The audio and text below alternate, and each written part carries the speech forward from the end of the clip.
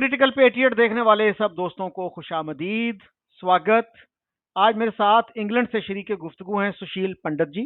जैसा कि आप जानते हैं कि ही is a public intellectual and human rights activist, और इनका घर तो दिल्ली में है लेकिन आजकल ये वेस्ट के दौरे पे हैं।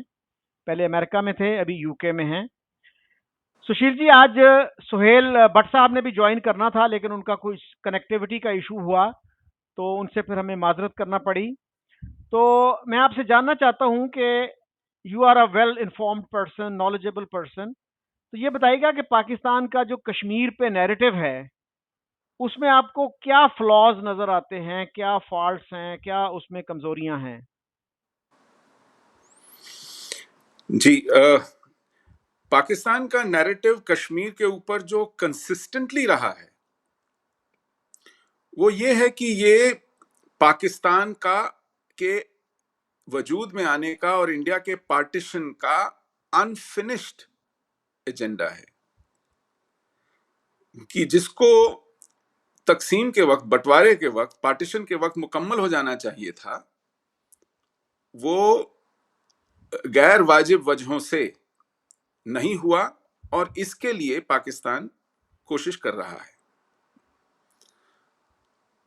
और इसके अंदर तहत पाकिस्तान ने टैक्टिकली बहुत सारे कदम उठाए और ज्यादातर वो कदम पाकिस्तान के हक में नहीं गए। उनके उस नैरेटिव को वो पुश नहीं करते, उसको कॉन्ट्रडिक्ट करते हैं। फैक्ट्स पर भी कॉन्ट्रडिक्ट होता है, उनके सब्सिक्वेंट बिहेवियर पर भी कॉन्ट्रडिक्ट होता है। लेकिन इमोशनली ये बड़ा सस्टेनेबल इशू है उनके लिए, और वो इशू इसलिए है क्योंकि इसमें इस्लाम और इस्लाम की वजह पर होने वाली तकसीम का मुकम्मल होना और इस्लाम की रूह से, इस्लाम के वास्ते से कश्मीर से रिश्ता होना, ये सब वजहें हैं जो इसको इमोशनल बनाती हैं। तो मुझे समझ में नहीं आता कि अगर शुरू से शुरू करें तो काफी देर हो जाएगी, लेकिन अगर पार्टीशन ही इसका दारोमदार है कश्मीर के पाकिस्तान के हक में जाने का, तो वहीं पर इस पूरे के पूरे मुद्दे की नींव हिल जाती है। क्योंकि पार्टीशन जो हुआ था वो साफ साफ बतलाता है कि ब्रिटिश इंडिया का partition sir Cyril Radcliffe commission की खींची गई लाइनों को, जिसको रैडक्लिफ लाइन कहते हैं, उसके बेसिस पे हुआ था। और वो लाइनें खींची गई थी मगरिब में, पश्चिम में, पंजाब, राजस्थान, सिंध तक जाती हुई, क्योंकि उसके ऊपर, अखनूर के ऊपर जम्मू कश्मीर रियासत शुरू होती थी और उस रियासत से बहुत पहले पाकिस्तान खत्म हो जाता था। और मशरिक में, जिसको हम आजकल बांग्लादेश कहते हैं, ईस्ट पाकिस्तान कहा जाता है, उसकी एक रैडक्लिफ लाइन थी जिसने ईस्ट पाकिस्तान को डिफाइन किया।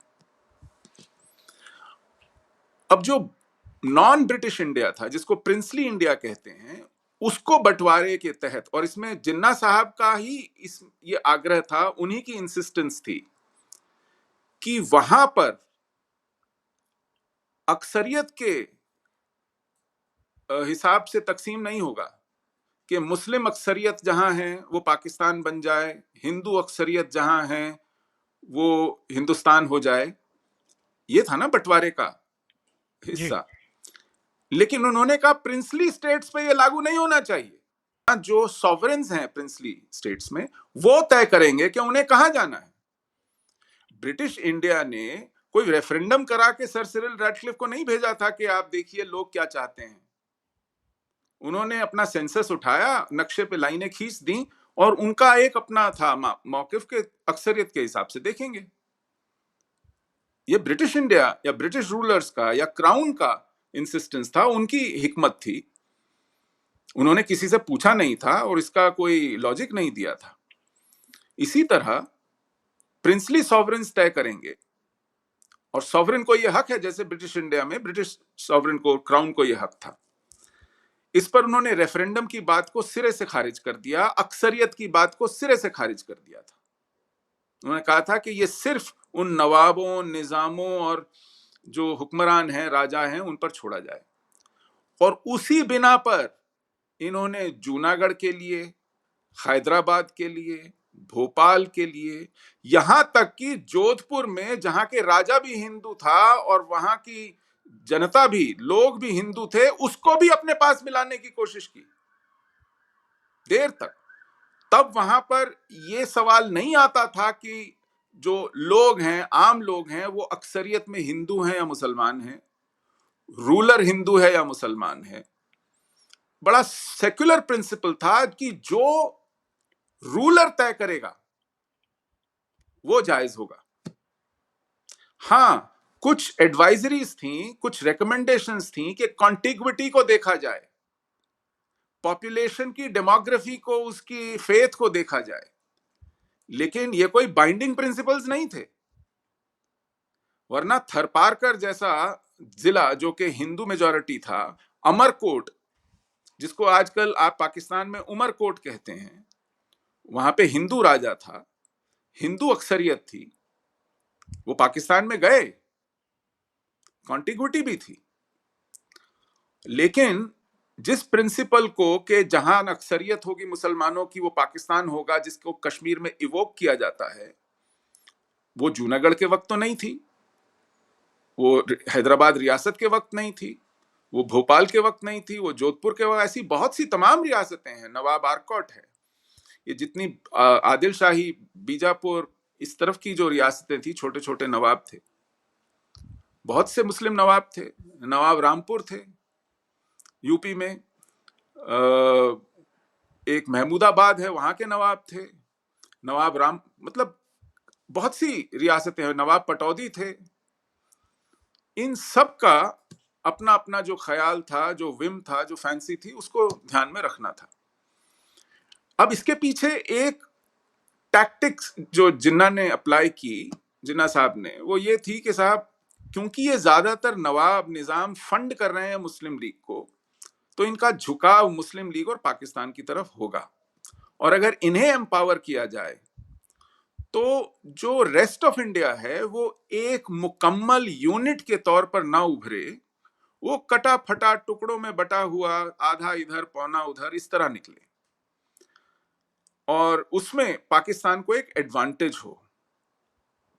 क्योंकि अगर बटा हुआ हिंदुस्तान एक मुश्त आएगा सामने, तो हो सकता है कि भविष्य में, फ्यूचर में कुछ सिक्योरिटी इश्यूज हों और तगड़ा होकर के उभरे, और वो इस पार्टीशन को रिजेक्ट करे फ्यूचर में आके, और तब पाकिस्तान के लिए ये एक एग्जिस्टेंशियल इशू बन जाए। हो सकता है, ये मेरा कयास है। इस वजह से वो नहीं चाहते थे कि हिंदुस्तान एक मुश्त, एक यूनिट, एक स्ट्रॉन्ग एंटिटी बन के उभरे, और वो भी दो पाकिस्तानों के बीच में, ईस्ट और वेस्ट।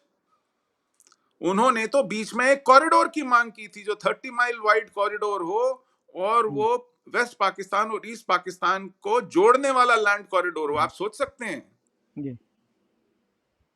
ये इन्होंने एक राइट की तरह मांगा, और इस पर हमारे यहाँ कुछ लोग तो बिल्कुल बहुत सिंपैथेटिकली विचार भी कर रहे थे। और जब जूनागढ़ नवाब से पूछा गया कि आपने पाकिस्तान के साथ इखलाक किया है, तो वो किस आधार पे किया है, कौन सी कॉन्टिग्विटी है, उन्होंने कहा थ्रू द सी। तो और जबकि हमें उस वक्त ओमान के जो सुल्तान थे, उन्होंने कहा कि ये जो गवादर का इलाका है, जिस पर ओमान की सॉवरेनिटी थी, वो मैं चाहता हूं कि उसको हिंदुस्तान संभाले। तो इंडिया ने कहा था कि no, it is too far and not contiguous, जबकि उसके सामने एक साफ प्रिंसिपल था कि East Pakistan is much further away from West Pakistan, but they share a sovereignty as one common unit. तो उस वक्त की जो सियासत थी, और जो हमारे सियासतदान थे, जो लीडरशिप थी, उसके बारे में जितना कम कहा जाए उतना ठीक होगा, क्योंकि हम कितना कोस लेंगे अपने हिस्ट्री में जाकर लोगों को। लेकिन ये कुछ इश्यूज थे, और इसके चलते जब पाकिस्तान ने क्लेम किया जूनागढ़ को भी और हैदराबाद को भी, तो साफ पता चलता है कि जो कश्मीर का मौकफ था वो कमजोर पड़ता है इन हाइंडसाइट। तो उसका उसकी बेसिस, उसका लॉजिक, उसकी लेजिटिमेसी, उसकी सिंसेरिटी क्वेश्चनेबल हो जाती है। जी। और उसके बाद फिर उन्होंने स्टैंड स्टिल एग्रीमेंट किया महाराजा के साथ और उसको वायलेट भी किया। स्टैंड स्टिल एग्रीमेंट का था इशू कि स्टेटस को रहेगा, पूरी रियासत का दाना पानी, खतो किताबत, आना जाना वो मुजफ्फराबाद और सियालकोट रावलपिंडी के थ्रू होता था। लैंड रूट्स यही थे, रेल रूट्स यही थे। इन्होंने तो नमक तक बंद कर दिया, मिट्टी का तेल बंद कर दिया और उसके बाद छापामारी शुरू की, बॉर्डर रेड शुरू किए। जो विलेजेस थे अक्रॉस द बॉर्डर, उनमें आए दिन लूटपाट होती थी, हिंसा होती थी, तशद्दुद होता था। तो ये स्टैंड स्टिल एग्रीमेंट की खिलाफ वर्जी थी। और उसके बाद जो 22 अक्टूबर को एकाएक इन्वेजन किया गया, इस छटपटाहट में कि वो जो पुराना प्लान था कि निजामों और नवाबों को अख्तियार दे करके वो कुछ कर ले जाएंगे, उसमें जब हार हुई, वो नहीं चल पाया, वो तिकड़म नहीं चल पाई और एक मजबूत हिंदुस्तान खड़ा हो गया, तो इनको लगा कि अब कश्मीर हाथ से जाएगा।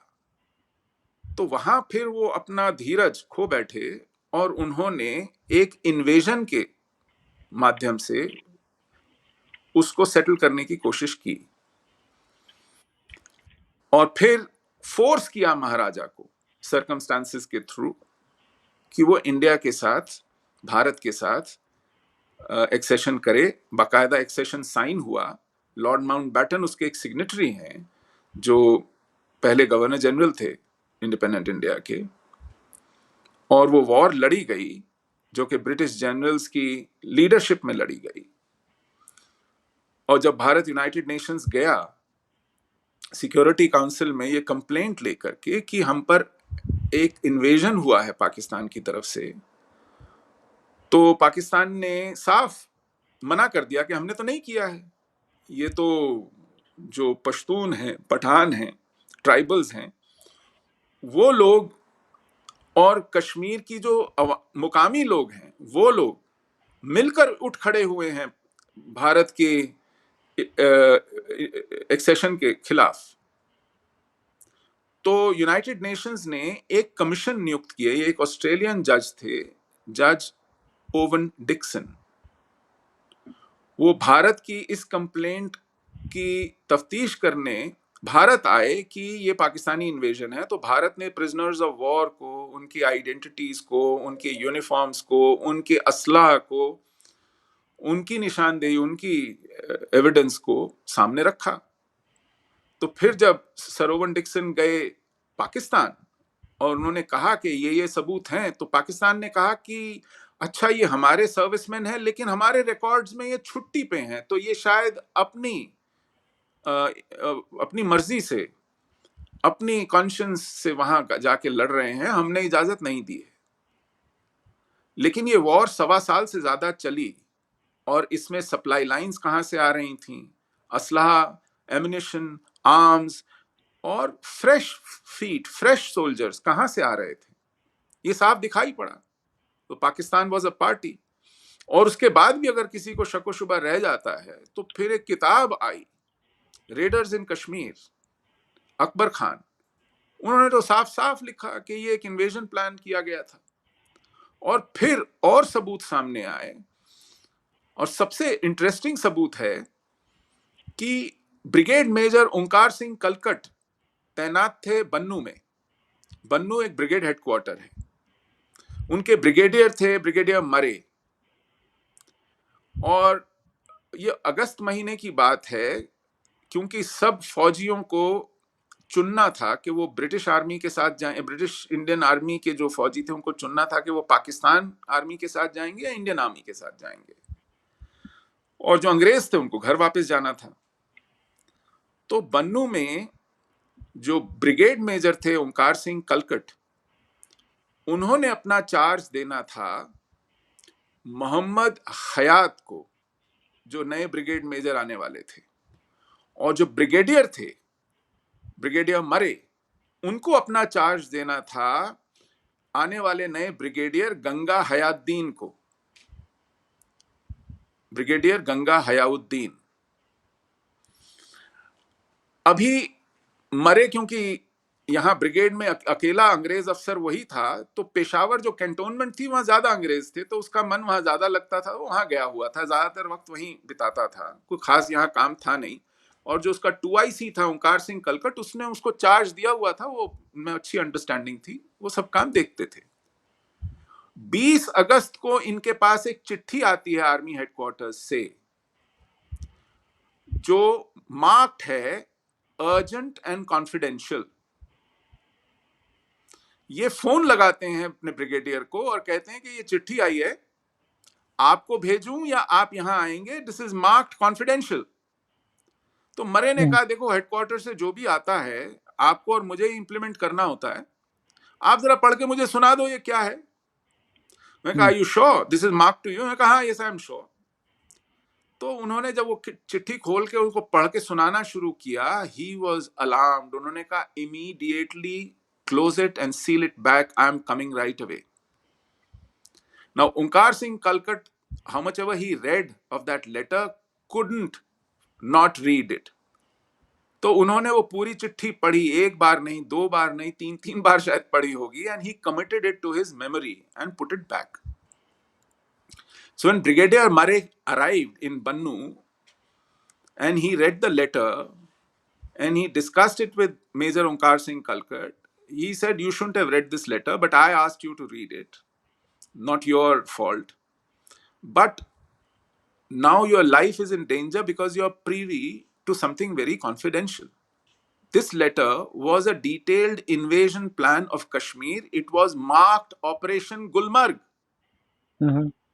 It had details of how formations will enter Kashmir. एक एक हजार की बटालियन स्ट्रेंथ की दस्ते थे, लश्कर थे, जिनमें से 2 को जम्मू वाले एरिया से घुसना था, 2 को स्कर्दू वाले एरिया से घुसना था, और बाकी 6 को मुजफ्फराबाद, उरी होते हुए और ऊपर गांदरबल से नीचे आते हुए कश्मीर के जो वैली की टेरिटरी थी उसमें घुसना था, 6 जगहों से।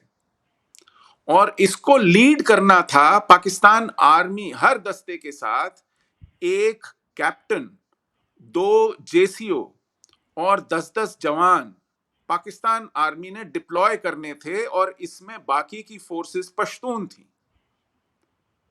और ये पश्तून जो थे, ये महसूद ट्राइबल्स थे, जिनको सिकंदर मिर्जा ने, जो उस वक्त NWFP के गवर्नर होते थे, उन्होंने एक तरह से मोबिलाइज किया था, ट्रक्स दिए थे, आर्म्स दिए थे, और कहा था कि वहां बहुत माल है और बहुत मौके हैं, वाकिफ हैं, बहुत सुंदर वहां के लोग होते हैं, आप जाइए और लूटिए, ये माल गनीमत है। अच्छा, और ये सुशील जी, महसूद जो ट्रक ड्राइवर्स थे, ये कराची टू पेशावर ट्रकिंग किया करते थे, तो इनके पास काफी ट्रक्स वगैरह थे, तो ये 1000 ट्रक्स लेकर के आए थे साहब, लूट का मार भरने के लिए। और इन्होंने आते ही सबसे पहले मुजफ्फराबाद में, कोटली में, मीरपुर में लूटपाट शुरू की, मारकाट शुरू की। सॉरी, आप बीच में कुछ पूछ रहे थे। एक तो ये कि ये जो इन्फॉर्मेशन है, हाउ क्रेडिबल इज इट, और क्या रेफरेंस है इसका। और थोड़ी सी बात मैं करना चाह रहा हूँ, सिकंदर मिर्जा जो थे ना, he was the first defence secretary of Pakistan, और वो गवर्नर नहीं रहे, वो आई थिंक डिप्टी कमिश्नर, और फिर वो फाटा वगैरह में जो ये ट्राइबल एरियाज हैं उसमें पॉलिटिकल एजेंट भी रहे वो। ही वाज शायद he coordinated with Jinnah. What I am told is he was the center's representative in FATA, in NWFP. Subsequently, he became president, and he also facilitated a coup through Ayub Khan. Yes. He's the same Sikandar Mirza. And then he was actually exiled to the UK. He Yes, died as an in ambassador, he was kicked up. he died in London and he was buried in Iran. Oh, okay. But the point is, he played a key role in that frontier province at that time in mobilizing people, in directing them, and in motivating them. Because, acha, this letter was sent by General Messervy. General Messervy was the first army chief of Pakistan. He took over as first chief of army staff of independent Pakistan. And he served for almost 8 months. He retired in February 1948, and General Gracie took over from him. General Frank Messervy, before becoming chief of the army staff of Pakistan in British Indian Army, was the Northern Army commander. And both General Messervy and the Indian Army chief, who was again a Gora, General Roy Butcher, reported to General Auchinleck, was Field Marshal Auchinleck. तो ये जो chain of command थी, ये top में Britishers के हाथ में थी. और अगर 20 अगस्त को ओंकार सिंह कलकट के पास ये चिट्ठी आती है, ऑपरेशन गुलमर्ग का एक डिटेल्ड इन्वेजन प्लान है, और अभी मुल्कों को आजाद हुए मुश्किल से हफ्ता भी नहीं हुआ है, तो ये प्लान कोई 6 दिन में नहीं बना है. ये प्लान कुछ हफ्तों से बन रहा है. और इसको समझ इसलिए आता है क्योंकि जून में 12 जून को लॉर्ड माउंटबेटन कश्मीर गए थे, और कश्मीर जाकर के उन्होंने महाराजा हरि सिंह से मुलाकात की थी. Now Maharaja Hari Singh and Lord Mountbatten had done staff college together. ये पुराने दोस्त थे. तो माउंटबेटन ने, और ये हिस्ट्री में दर्ज है, ये बुक्स में इसका रेफरेंसेस हैं, कि उन्होंने कहा महाराजा को कि if you choose to accede to Pakistan, the government of India would understand your reasons. He was nudging him towards Pakistan for the same reasons that British wanted this territory to be with Pakistan, because they wanted British garrisons to be stationed there. They wanted geography critical to their strategic interests available to them, which Congress leadership was not interested in offering them. And this was one of the reasons, many reasons, why they did want India partitioned. And because Maharaja did not show eagerness to follow what Mountbatten was suggesting, Mountbatten came back and reported that we are not going to get this territory through accession normally. We will have to create other plans. So it stands to reason, समझ में आता है कि British Indian army ने तुरंत फुरत ये invasion plan क्यों बनाया. आपको जान के हैरानी होगी कि इन्वेजन होना था 22 अगस्त को. 19 अगस्त को ब्रिटिश इंडियन आर्मी ने अपने सारे अंग्रेज अफसरों को कहा कि कश्मीर में जो जो वेकेशन कर रहा है वो वापस अपनी पोस्ट पे आ जाए, अपनी छुट्टियां कैंसिल करे. सारे अंग्रेज अफसरों को, इंडियन ऑफिशियल्स को, लोकल्स को नहीं, सिर्फ इंग्लिश सर्विंग ऑफिसर्स और ब्रिटिश आर्मी. और कमाल की बात यह है कि उस वक्त जम्मू कश्मीर आर्मी का जो चीफ था वो भी एक अंग्रेज था. वो भी इन्वेजन से 3 हफ्ते पहले छुट्टी लेके घर चला गया. और एक बात, आपने मेजर ब्राउन के बारे में जरूर सुना होगा. जी जी, गिलगित वाले, जो गिलगिट स्काउट्स थे. हाँ जी. क्योंकि महाराजा को फिर मजबूर किया ब्रिटिश एडमिनिस्ट्रेशन ने गिलगिट बाल्टिस्तान को एक लंबी लीज पे देने के लिए, तो वो रही तो महाराजा की ही टेरिटरी, लेकिन वो मिलिट्री कंट्रोल में थी ब्रिटिश इंडियन आर्मी के, और ये मेजर ब्राउन वहां पर तैनात थे. उन्होंने अपने आप बिना किसी की इंस्ट्रक्शंस के, फॉर्मल इंस्ट्रक्शंस के, जो महाराजा का गवर्नर था वहां पे ब्रिगेडियर घनसारा सिंह, उसको अरेस्ट किया. उसको अरेस्ट करके एक्सपेल किया और खुद जाकर के वहां की कमिश्नरी हेडक्वार्टर्स पर पाकिस्तान का फ्लैग होइस्ट किया। वहां पे पाकिस्तान फोर्सेस अभी पहुंची नहीं थी। और अगर कोई army officer, serving army officer, बिना इंस्ट्रक्शंस के ये सब काम करता है, उसका कोर्ट मार्शल होता है। लेकिन क्योंकि ये इंस्ट्रक्शंस की वजह से हुआ था, इसलिए उसका कोर्ट मार्शल नहीं हुआ, उसको नाइट किया गया। वो सर ब्राउन कहलाते हैं जब वो वापस गए। और काफी अरसा रहे थे वो पाकिस्तान में। जी हां। तो ये बहुत से ऐसे सर्कमस्टेंशियल एविडेंसेस हैं जो बताते हैं कि कश्मीर का इन्वेजन प्लान किया गया, इसमें ब्रिटिश कॉम्प्लिसिट थे, इसमें पाकिस्तान आर्मी कॉम्प्लिसिट थी। बहुत ज्यादा वक्त भी नहीं बीता था कि किताब भी आ गई, ट्राइबल रेडर्स इन कश्मीर, उसमें इसको मान लिया गया। उसमें पाकिस्तान ने फिर अपनी जो वहां शहादतें हुई हैं उनको कबूल भी किया। सर ओवन डिक्सन, जो एक ऑस्ट्रेलियन जज कमीशन था, उसने भी इस बात की तस्दीक की। सिक्योरिटी काउंसिल के जो रेजोल्यूशंस हैं वो भी इसी रूप है, इसी आधार पे, इसी बेसिस पे हैं कि पहले पाकिस्तान अपना इन्वेजन वहां से हटाएगा, वेकेट करेगा पूरे फोर्सेस को, क्योंकि वहां पाकिस्तान का इन्वेजन माना गया, पाकिस्तान की फोर्सेस की प्रेजेंस मानी गई जो लेजिटिमेट नहीं थी।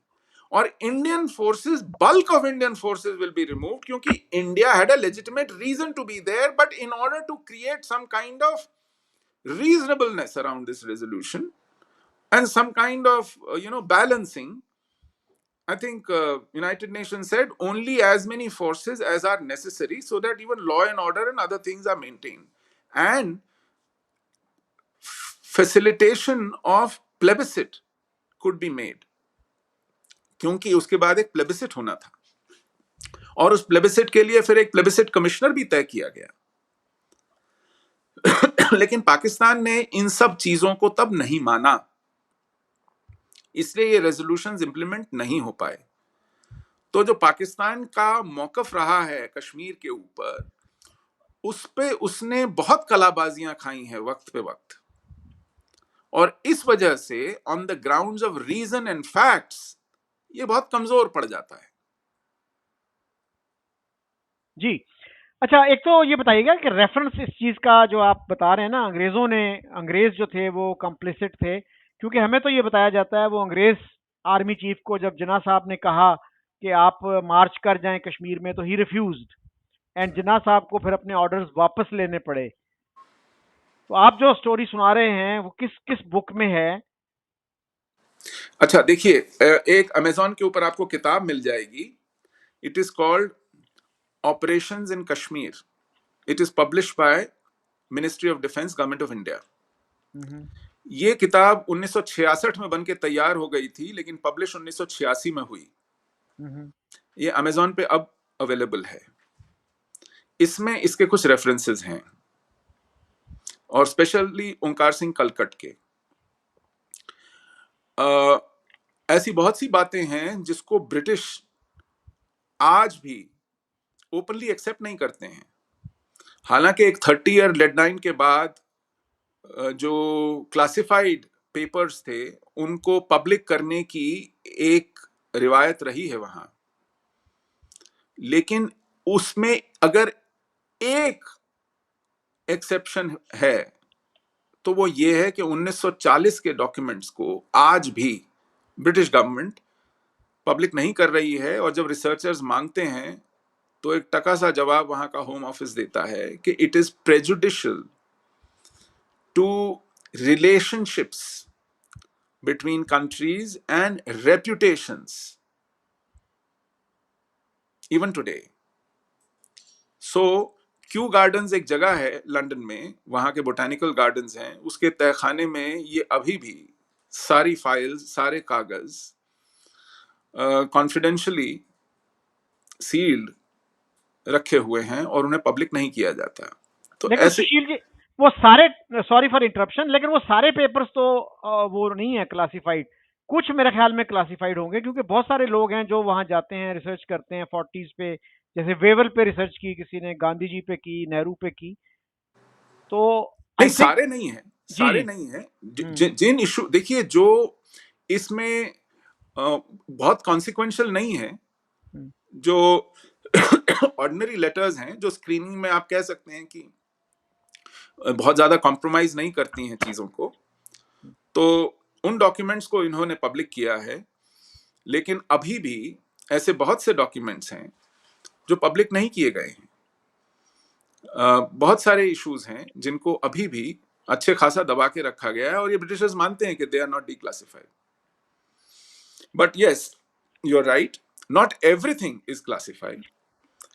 Anything which is benign, which is not prejudicial to their interests, वो उन्होंने शौक से क्लासिफाई डिक्लासिफाई कर दिए हैं।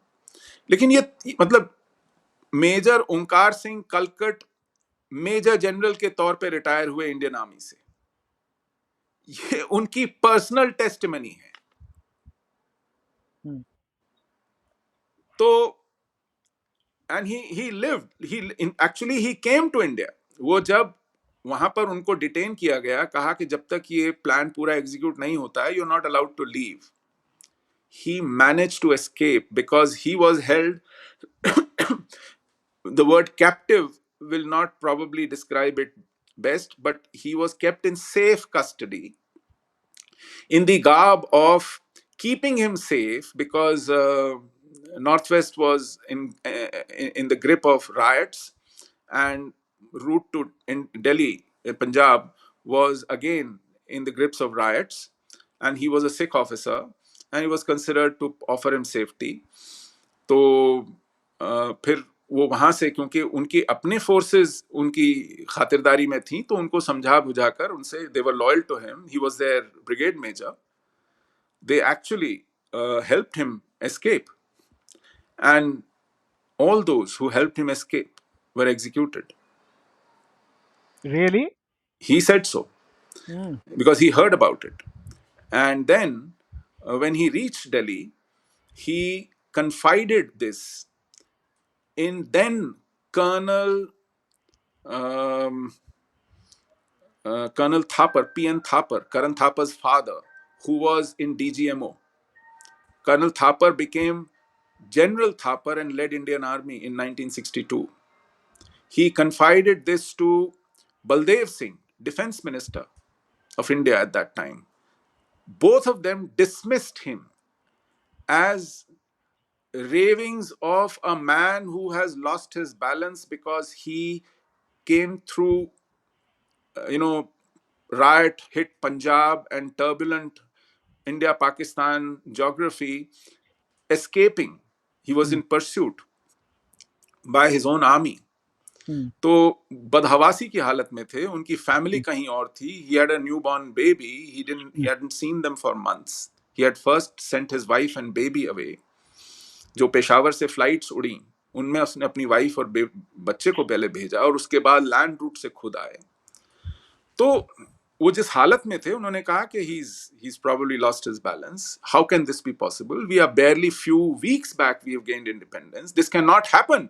And both sides, it is British soldiers, British officers. They cannot be planning an invasion against their own army. लेकिन जब invasion हुआ तो इनका माथा ठनका, और फिर दोबारा इनको बुलाया गया। तो ये एक अपने आप में अच्छा, और उसको बाकायदा इस बुक में डॉक्यूमेंट किया गया है, Operations in Kashmir, and it is an official publication of Government of India. I'm sure even then, because it took 20 years for this book to be published after it was compiled, even this has been sanitized to a very large extent. क्योंकि मैं आपको बताऊं कि ये जो so called independence थी, ये basically transfer of power था इनटू टू डोमिनियंस, और उसमें बहुत सारे जो कॉलोनियल वेस्टेजेस थे, इंस्टीट्यूशंस थी, वो इंटैक्ट थी, वो चली आ रही थी। फॉर एग्जाम्पल, आर्मी चीफ्स अंग्रेज थे, हमारा एयरफोर्स चीफ पहला इंडियन एयरफोर्स चीफ 1954 में आया, एयर मार्शल सुब्रतो मुखर्जी। हमारा पहला नेवल चीफ एडमिरल कटारी 1958 में आया। ब्रिटिश नेवल एडमिरल था हमारा एडमिरल नेविल, जो 58 तक था। आईबी जिसको हम कहते हैं इंटेलिजेंस ब्यूरो, ये कॉलोनियल एडमिनिस्ट्रेशन के वक्त फील्ड इंटेलिजेंस ब्यूरो कहलाता था, एफआईबी। इसका नाम इंडिपेंडेंट इंडिया में कट करके आईबी रखा गया, लेकिन इसके ऑफिसर्स लंदन डिस्पैचेस भेजते रहे 1968 तक। वाह। मतलब आप सोचिए कि ये जो हमने ऊपर से कुछ चेहरे बदल दिए, कुछ शोकेस में कुछ सिंबलिज्म कर दिया, लेकिन जो कॉलोनियल ग्रिप था एडमिनिस्ट्रेशन के ऊपर, हमारी civil service as it is, British civil service से इंडियन सिविल सर्विस बन गई। तो पुलिस सर्विस में, सिविल सर्विस में, आर्म्ड फोर्सेस में, जुडिशरी में जो कॉलोनियल इंस्टीट्यूशनल एक्टिविटी थी वो इंटैक्ट चलती रही। तो इसमें क्या क्या सैनिटाइज नहीं हुआ, इस पर तो काम ही नहीं हुआ है शकील भाई, क्योंकि ये बहुत ही कहा जाए कि नॉसिएटिंग चैप्टर है, क्योंकि ऐसे ऐसे फैक्ट सामने आएंगे कि लोग माथा पकड़ लेंगे कि ये क्या बदमाशी हुई है, ये क्या नाटक हुआ है।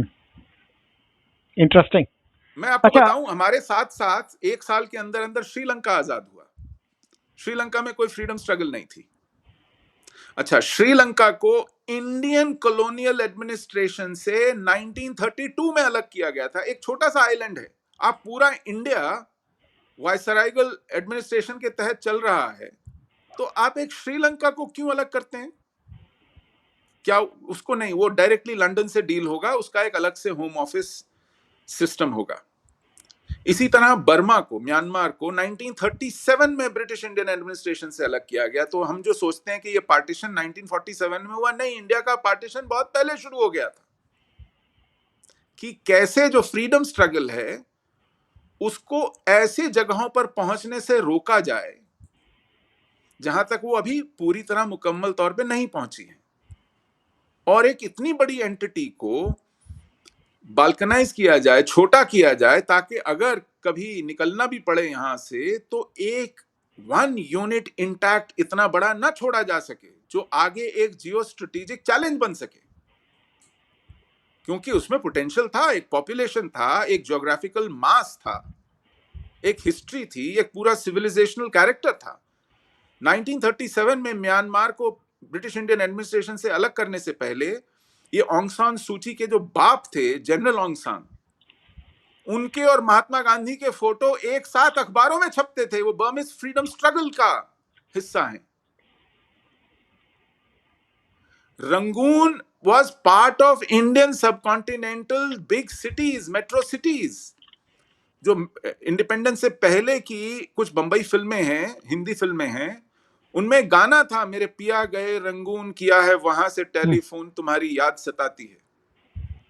yes. कुछ बंगाली ऑथर्स हैं, लिटरेरी फिगर्स हैं, जैसे शरद चंद्र चट्टोपाध्याय हैं, मेरे बहुत खास मुझे उनसे लगाव है, उनकी किताबों से, उनकी शॉर्ट स्टोरीज से, उनके नॉवल से। मैंने उनका लगभग सारा लिटरेचर पढ़ा है। उनका ज्यादातर लिटरेचर रंगून में लिखा गया, चाहे उन्होंने बंगला में ही लिखा हो। और उसी रंगून में तमिलनाडु से, आंध्र प्रदेश से तेलुगु बोलने वाले, तमिल बोलने वाले, बंगला बोलने वाले बड़ी संख्या में, बहुत बड़ी तादाद में रहा करते थे। वो एक कॉस्मोपॉलिटन एरिया था। आज भी म्यांमार ने जिनको बर्मीज सिटीजनशिप नहीं दी है, वो इंडियन ओरिजिन के स्टेटलेस सिटीजन्स हैं जो जेनरेशन से वहां रह रहे हैं। तो ब्रिटिश इंडियन एडमिनिस्ट्रेशन ने, कॉलोनियल एडमिनिस्ट्रेशन ने ये जो बंटवारा किया, वो सबसे ज्यादा वायलेंट तो था इंडिया पाकिस्तान का 47 में, लेकिन 37 में म्यांमार बर्मा को अलग करना और 32 में श्रीलंका को अलग करना, और फिर वहां पर श्रीलंका में तो इन्होंने अपने पिट्ठुओं को ताकत दी तश्तरी में रखकर। जो कन्वर्ट हो गए बुद्धिस्ट सिंहलाज थे उनको दिया। डॉम सनानायके पहले प्रधानमंत्री बने, वो ब्रिटिश टूज था। क्योंकि ब्रिटिश जा रहे थे सब कॉन्टिनेंट से, तो उनको लगा कि ये एक श्रीलंकन अपेंडेज को हम कहां ढोएंगे, तबाह हो गए हम सेकेंड वर्ल्ड वॉर में, हमारे पास ना वक्त है ना पैसा है, ये सब कूड़ा कबाड़ इनको सौंपो और चलते बनो यहां से। तो कन्वर्टेड क्रिश्चियन सिंहलाज को, ताकि वो वो कॉलोनियल स्टूजेस थे, उनके रहमो करम पे थे, तो वो चाहते थे कि इनके कुछ वेस्टेजेस रहें, इनकी बात सुनने कहने वाले, इनका नाम लेने वाले जाते जाते कुछ बचे रहें। वो ऐसा क्यों नहीं करेंगे इंडिया के कॉन्टेक्स्ट में भी?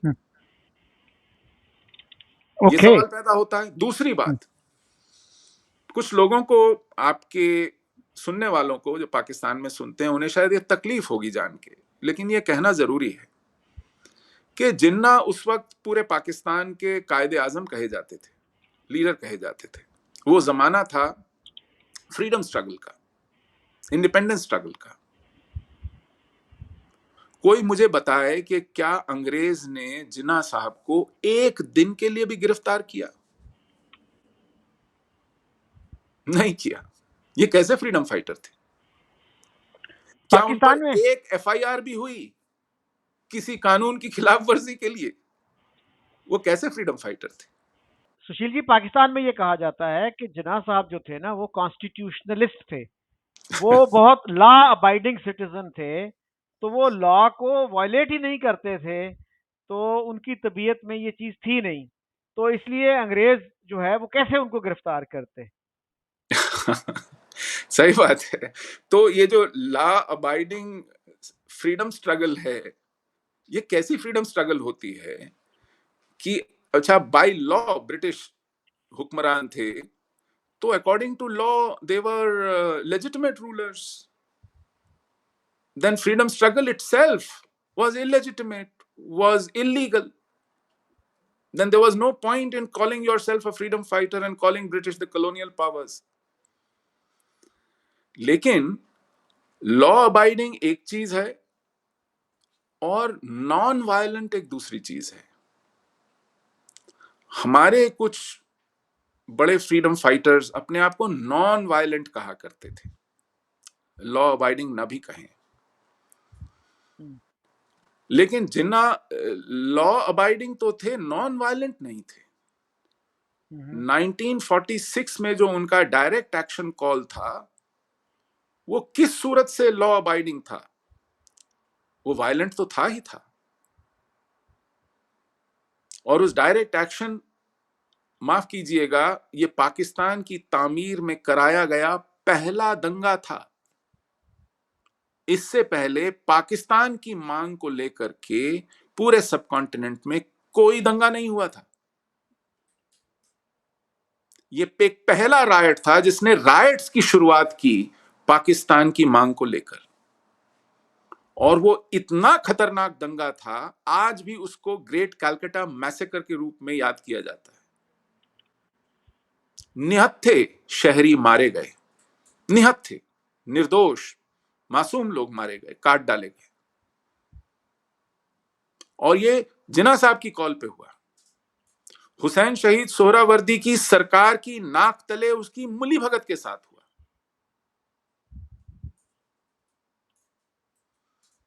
तो ये तय करें वही जो जिन्ना साहब के चाहने वाले हैं कि ये किस तरह की लॉ अबाइडिंग सिटीजनशिप थी और ये किस तरह की फ्रीडम स्ट्रगल थी जो उन्होंने लीड की। तो उसमें बहरहाल बहुत से लोग ये कहते हैं कि he didn't want it to be violent, it turned violent, unfortunately. From the first minute it was violent, and that it was going to be violent was evident by the preparations that were done to start this direct action day. It was held on a Friday.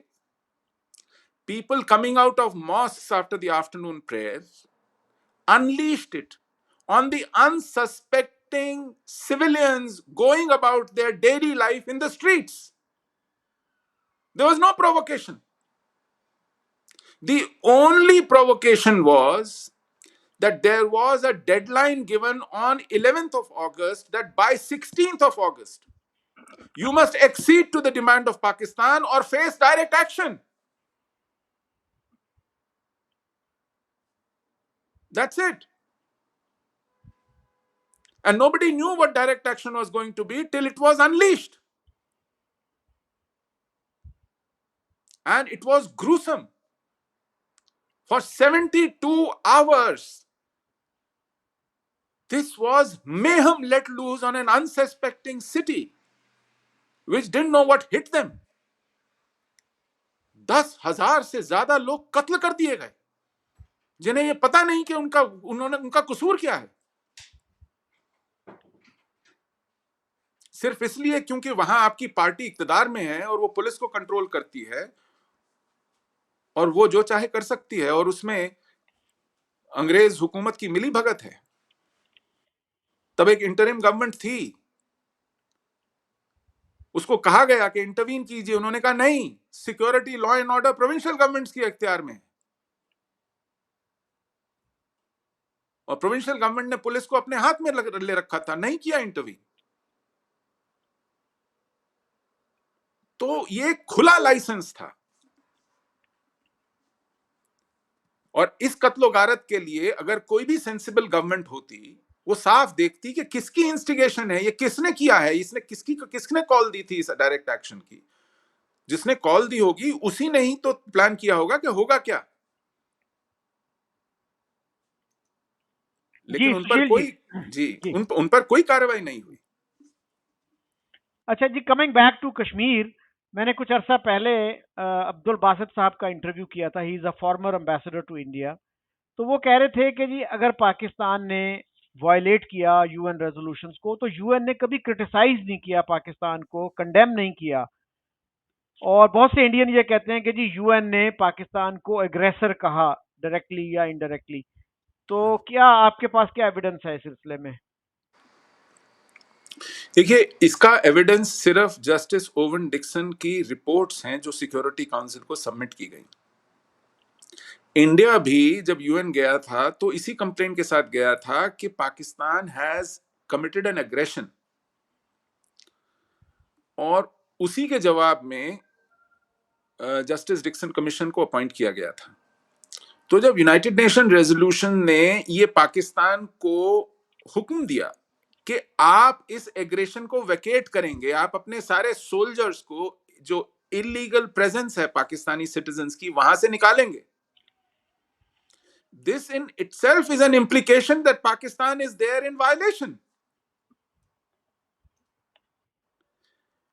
Plus, you must understand, at that time, the geopolitics within United Nations, if Pakistan was a colonial project, if Pakistan army headed by British generals was responsible for this invasion, why would the Anglo-Saxon axis in United Nations choke its own child and frame it up?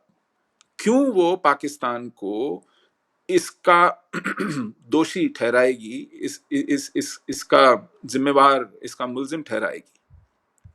Pakistan के पास एक बहुत अच्छा खासा पैरवी करने वाला मुल्कों का हुजूम था, और उसको ब्रिटिश लीड करते थे, और जो अमेरिकन बिहेवियर था यूनाइटेड नेशंस में वो ब्रिटिश इन्फ्लुएंस था।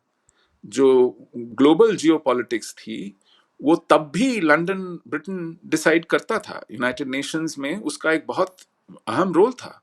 तो जो Anglo American axis United Nations को तब ड्राइव करती थी, वो एक खासी पाकिस्तान के फेवर में थी, और वो नहीं चाहते थे कि कश्मीर भारत में रहे। तो इट स्टैंड्स टू रीजन, उन्होंने जो भी थोड़ा बहुत आया वो बहुत गनीमत है कि कम से कम वो सिरे से मुंह पर नहीं मुकरे। जो इनकॉन्ट्रोवर्टिबल एविडेंस है उसको करते हुए वो मजबूर हुए कि कुछ इस तरह के रेजोल्यूशंस किए जाएं। और खास तौर पर 1949 में, ये देखिए, एक किताब लिखी है माउंटबैटन की बेटी ने, उसका नाम है डॉटर ऑफ द एम्पायर। उसकी बेटी का नाम है एलिजाबेथ माउंटबैटन। वो कहती है कि समटाइम इन 1948, आई थिंक सितंबर अक्टूबर की बात है, my father asked my mother Edwina to suggest to Nehru that he should call off this war and go for a ceasefire. She says, my mother asked, why would Nehru listen to me? Why would he do this? She asked. And Elizabeth says, my father, when he heard this question, he tells my mother, if you ask Nehru, he will do it. And on 1st January 1949, Jawaharlal Nehru, while we had not vacated the invasion to the extent of almost 38% of the territory, unilaterally declared ceasefire. We were winning. We were pushing back the Pakistani invasion.